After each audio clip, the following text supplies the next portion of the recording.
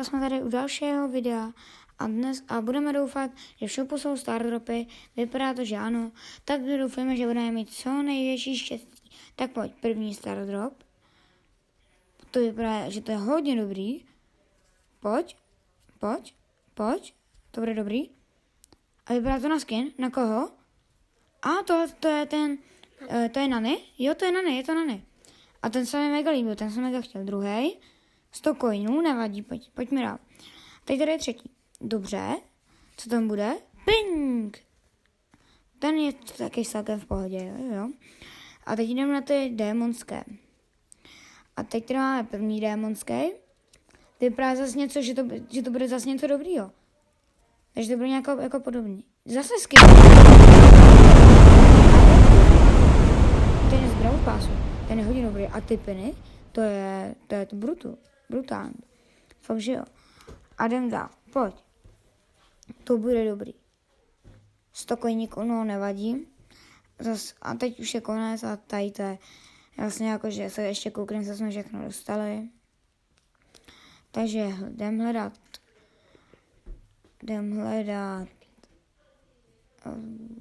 RTho, tamhle je RT, ano. Tak jo, a jdem se změnit piny. Napište do chatu, který se mám vzít. Já se teďka zatím vemu tady, jakože mi nějaký, který se mi nejvíc líbí.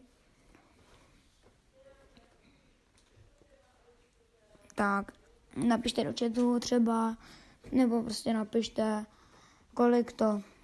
jaký piny se tam mám dát. Tak a teď jdem hledat na něho. Tady dole očividně není, tak jdem nahoru. A to byla omylem. Ivy se někde překliknul omylem. Tady byl RT. Ty vogo, kde je ten Nany? Hledám. Už jsem nahoře. Já jsem nahoře. Kde je? Tak jedem dolů.